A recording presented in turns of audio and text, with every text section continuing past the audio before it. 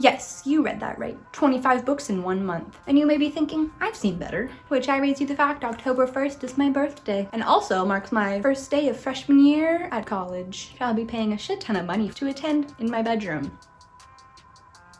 Let's get right into it. Here are the 25 books that I am going to read in October, which also happens to be my favorite month. First, we have Eating Sarah by Jarrett Martins. And guess what? It's about goddamn cannibals. Starting off with a bang. So from my understanding, there's this thing called the Hunt, where once a month people sneak into a city to gather food. The food being people. A girl named Sarah is super pumped for her first time, but it goes astray when she falls in love with a boy named Troy, who she's all supposed to eat for dinner. Then she has to decide where she stands. Happy fucking Halloween, am I right, ladies? Oh, and I'm gonna tell you how many pages are in each of these books, so I can brag about how many pages I'm gonna read this month. I need this ego trip, okay? Been a rough year. Not really. Kind of. It's for a strategy I'm implementing, which I will be explaining at the end of this video. Anyway, it's 274 pages. This next book is about waking up and deciding that drinking blood sounds real great. The Radleys by Matt Hay. A vampire book in October? Groundbreaking! And I'm gonna be reading a lot of those, so buckle up. The Radleys is 341 pages of family drama with a blood-sucking twist.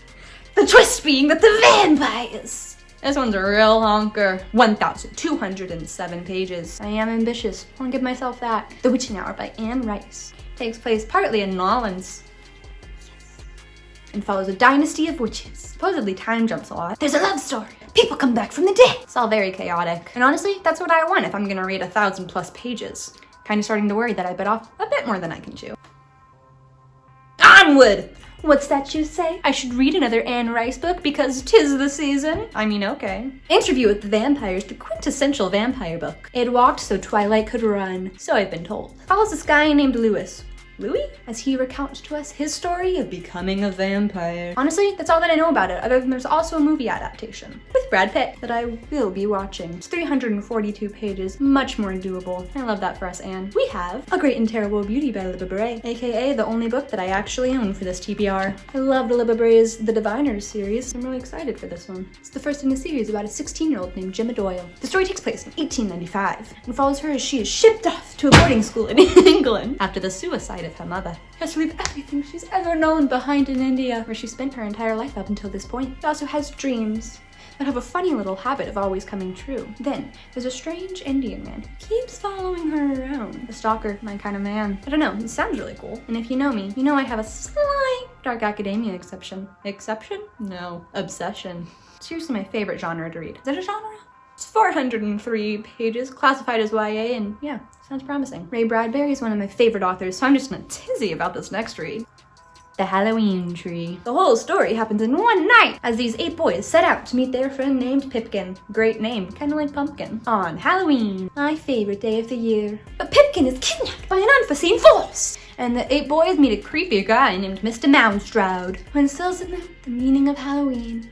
Heartwarming. And this one's pretty short, only 145 pages. And next we have Dead Until Dark by Charlaine Harris. It's another first in the series, and this one follows a girl named Sookie Stackhouse, which is already intriguing because Sookie St. James from Gilmore Girls is one of my favorite people, character, of all time. This Sookie is from a small town in Louisiana where nothing ever happens. Until one day she meets a vampire who she wants to date. For someone who's never read Twilight, I seem to be really into vampires. This one is 292 pages, and there's a TV adaptation if you're into that. Super thrilled about this next one. Dark Harvest by Norman Partridge. It won the Bram Stoker Book Award in 2006, which means it's really spooky. It's about this going-nowhere guy named Pete, who decides he's gonna defeat the legendary nightmare, October Boy, because he just wants to be a winner for once in his life. Okay, relatable. Now, October Boy, also known as Old Hacksaw Face and Sawtooth Jack, creeps out of the cornfields on Halloween night each year to terrorize a small Midwestern town. And Peter here is gonna try and discover all his secrets. Ooh. 169 pages. Next, we have Haunted Hayride with Murder by Arlie Wallet. Takes place in New Hampshire in fall, where the protagonist, Emily Bloom, lives. Emily has the hots for the sheriff. Things are really heating up for them when a dead body is found, belonging to a long-time missing local. Chaos and hots ensue. It's 320 pages, and I'm really hoping it's good. Next, I have the first book in a middle grade series, Flunked, Fairy Tale Reform #1. It's about a girl named Gilly, who's a kleptomaniac, and gets sent to the Fairy Tale Reform School, where all of her teachers are ex-villains. The big bad wolves, to name one. Some suspicious stuff goes down, and she has to figure out just how good these bad guys are. Sounds super delightful, and only 256 pages in big font. It'll be easy, unless it sucks. Now I have one that I've seen the movie version of, but I've never read the book. Escape to Witch Mountain by Alexander Key. It's about these two kids, Tony and Tia, who have supernatural powers. They've been living in an orphanage until some men come and claim to be their long-lost relatives. But really, they just want to use their superpowers for evil. So they have to escape to Witch Mountain. It's 180 pages, and I'm definitely going to be using this to rewatch all the movies. Yep, this is a series too. Now I have one that I want to read because of a review I saw on Goodreads. Fairy Tales for Wild Girls by Alice Neer. For this one, I'll just read you the Goodreads review by a woman named Anne. Bubblegum Gothic is an apt description for this unique novel. I liked it a lot, even though it confused me quite a bit. Sort of reminded me of an even more trippy The Raven Boys. Never saw that ending coming either. The style is a little difficult at first, but once you get used to it, the story shines. The prose is lyrical, and the characterization of Isola is strong. I think her brothers may have been my favorites though. If you want to read about fairies, ghosts, mermaids, gargoyles, witches, unicorns, fairy tales, romance, and gore-tastic escapades all at once, this is your book. Nicely said, Anne. I just realized I've been blocking my cat, Binks. Back to Fairy Tales for Wild Girls. Like, okay, take my money, except not, because I'm renting it from the library. But you get what I mean. By the way, 432 pages. I read my first Agatha Christie novel this year, and now I don't think I'll ever stop. So of course, Halloween Party has to be on my spooky TBR list. It's about how a braggadocious 13-year-old claims to have witnessed a murder, but no one believes her. Then, a few hours later, she's found dead in an apple bobbing tub. Yep, you heard me right. A detective named Hercule Poirot is brought in to see if it's not just one measly murder he should be investigating, but a series of murders. Because just one would be boring. It's 336 pages and I am pumped. I have another dark academia book for you. This one's called Ruined by Paula Morris. So this girl named Rebecca who moves to New Orleans to live with her aunt. She attends a prep school with a bunch of snobby bitches and is miserable. Then one night, while casually wandering in a cemetery, she meets a girl named Lisette who wants to be her friend. So this book is marketed as Twilight, but for ghosts. So like I said, I haven't read Twilight. Please don't come for me. And this synopsis makes me kinda not want to read this book. I'm gonna read it anyways. I'm very into ghosts. Also, it's 309 pages. Now we have Fairy Tale by Raymond E. Feist. It's a fairy book about a family who finds out that fairies are real. Also, based on a Goodreads review, it may or may not be 490 pages of fairy erotica. This next one is an old favorite that I haven't read yet. Confused? You should be. Not really. It's Practical Magic by Alice Hoffman. One of my favorite movies. Yes, the one with Sandra Bullock and Nicole Kidman. That is on ABC Family's Freeform's 31 Nights of Halloween each year. I've never read the book, but I've always wanted to. And this year, finally getting it done. It's about the Owen sisters, who are raised by their two eccentric aunts. They're constantly called witches and are blamed for everything that goes wrong in their town. The sisters move away when they grow up and try to become their own people. But mysterious forces push them back to the town they grew up in. Ugh, so cute and heartwarming, and I can't wait to experience it in book form. It's also only 286 pages, so I can definitely conquer it in a day. Well, hopefully. Next we have These Witches Don't Burn by Isabella Sterling. This book was recommended to me as Sabrina the Teenage Witch meets Avatar The Last Airbender, and I feel like that's all you need to know. Also, Sapphic Witches.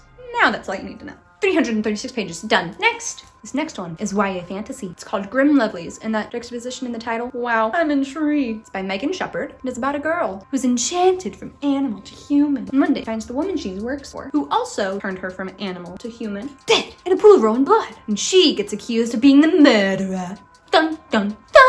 I don't know, I think that sounds really fun. 376 pages, I think I'll breeze right through it. To be honest, I don't really breeze through anything, but that's besides the point. What's that you say? Another dark academia on my TBR? Yes. This one is Hex Hall by Rachel Hawkins. It's the first in a YA series about a girl who discovers she's a witch and accidentally does something witchy at prom. Thus, she is sent off to reform school for magical people, where there happens to just also be a secret society. Does it sound like Gossip Girl with some magic to you? Me too. Sign me up. It's 323 pages, by the way. Ghosty time! Here is The Swallow, a ghost story by Cheris Otter. Look at the book art. It looks super sweet and cute, and I am ready. This one is about two girls living in 1960s Toronto. They're neighbors and don't really have any other friends except for each other. Also, one of the girls can talk to ghosts. Why can she talk to ghosts, you ask? That is a question that only the book can answer. I am just eager to find out. 318 pages. Would this be an October TBR without a Neil Gaiman book? The answer is no. The Sandman, Preludes, and Nocturnes. I'm gonna read you all of the people who illustrated this book. Sam Keith, illustrator. Mike Dringenberg, illustrator. Malcolm Jones III, illustrator. Todd Klein, letterer. Karen Berger, introduction/editor. Daniel Lotso. This one's about a girl who tries to capture death and accidentally traps her brother named Dream/Morpheus.